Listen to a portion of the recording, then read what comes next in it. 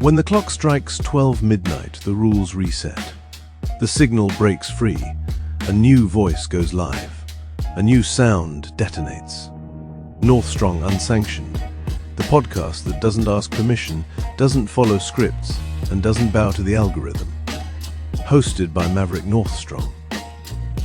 Broadcasting from the edge of culture, where truth, rhythm, and rebellion collide.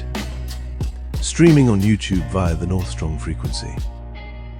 When the world resets, Northstrong goes unsanctioned.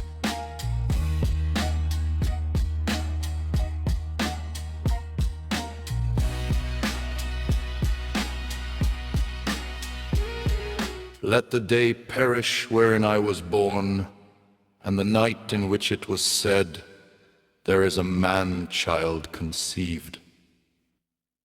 Let that day be darkness, let not God regard it from above, neither let the light shine upon it.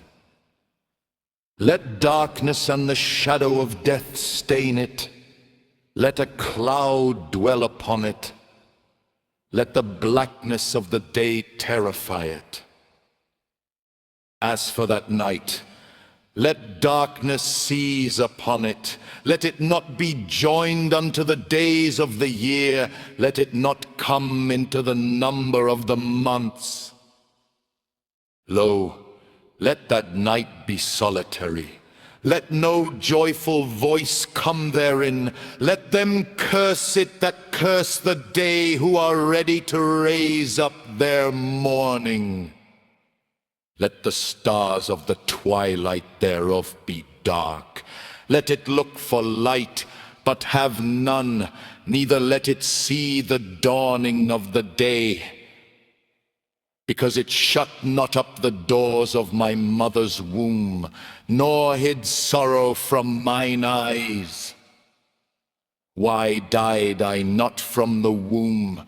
Why did I not give up the ghost when I came out of the belly? Why did the knees prevent me, or why the breasts that I should suck? For now, should I have lain still and been quiet, I should have slept, then had I been at rest. With kings and counselors of the earth, which built desolate places for themselves, or with princes that had gold, who filled their houses with silver. Or as an hidden untimely birth I had not been, as infants which never saw light. There the wicked cease from troubling, and there the weary be at rest. There the prisoners rest together, they hear not the voice of the oppressor. The small and great are there, and the servant is free from his master. Wherefore is light given to him that is in misery, and life unto the bitter in soul, which long for death, but it cometh not, and dig for it more than for hid treasures, which rejoice exceedingly, and are glad when they can find the grave. Why is light given to a man whose way is hid, and whom God hath hedged in? For my sighing cometh before I eat, and my roarings are poured out like the waters. For the thing which I greatly feared is come upon me, and that which I was afraid of is come unto me. I was not in safety, neither had I rest, neither was I quiet. Yet trouble came. Ink and Emotion with TUPU TALANO'A, only here where it truly belongs.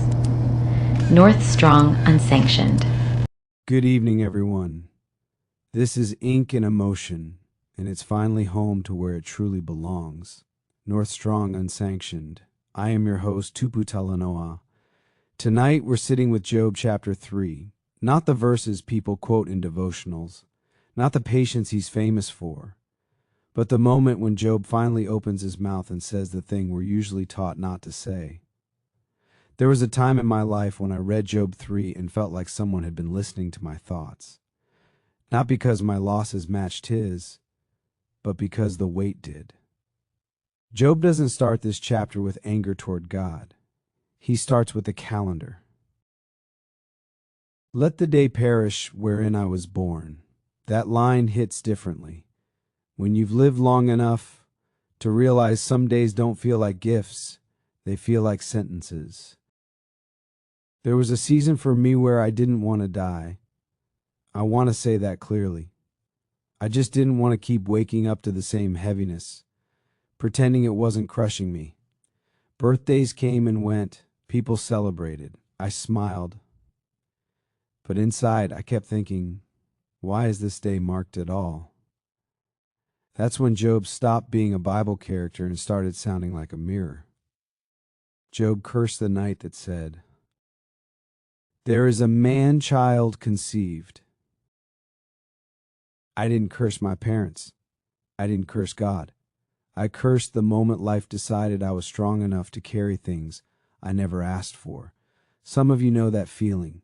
Not dramatic, not loud, just the quiet thought. If this is what existing feels like, why does it keep going?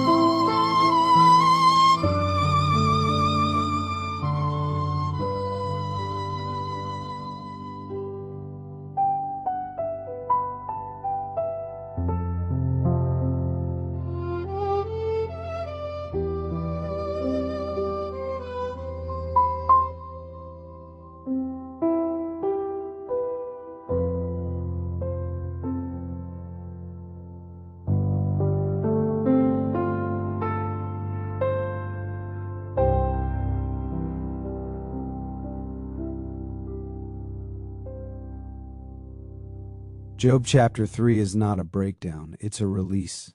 It's what happens when silence becomes more dangerous than honesty. I remember sitting alone one night, no microphones, no audience, and realizing I was tired of being the strong one, tired of being inspirational, tired of being resilient. I wanted rest, not solutions. And Job says that too. He talks about the grave like a bedroom, a place where the weary finally lie down and the noise stops. That's not hopelessness. That's fatigue speaking fluently. Here's the part we don't talk about enough. God allows Job chapter 3 to exist, which means God allows lament to be recorded, preserved, and read aloud. God doesn't interrupt Job mid-sentence. He doesn't correct his tone. He lets the pain finish talking. I needed that. Because there were moments in my life where my prayers didn't sound holy, they sounded tired. Moments where I didn't ask for blessings, I asked for quiet. Moments where I didn't want answers, I wanted acknowledgement. Job was the permission I needed to stop editing my grief. Some of us didn't scream like Job, we whispered. Some of us didn't curse a day. We just stopped looking forward to tomorrow. Some of us didn't ask God why. We just sat there, hoping He noticed how heavy our breathing was. Job chapter 3 is for those people, and I take liberty in saying I am one. And listen carefully.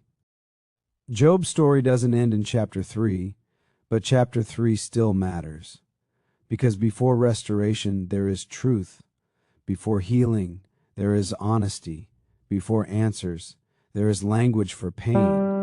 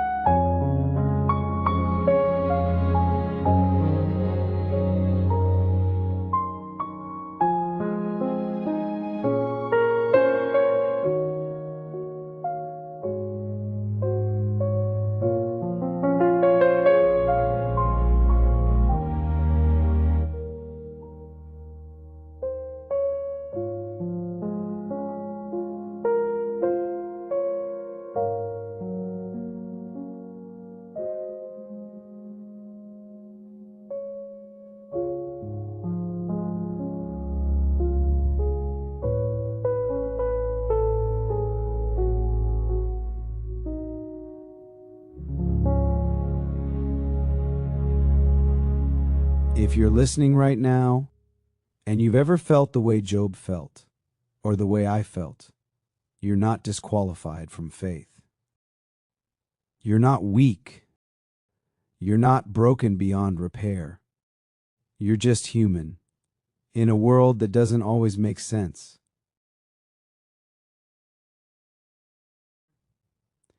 And that wraps up tonight's Ink and Emotion on Northstrong Unsanctioned. If your pain sounds like Job chapter 3, don't silence it. God didn't. Stay strong. Stay honest. Let your lament breathe. Until next time, I'm TUPU TALANO'A, and may the Samoan peace of mind be with us all. Good night.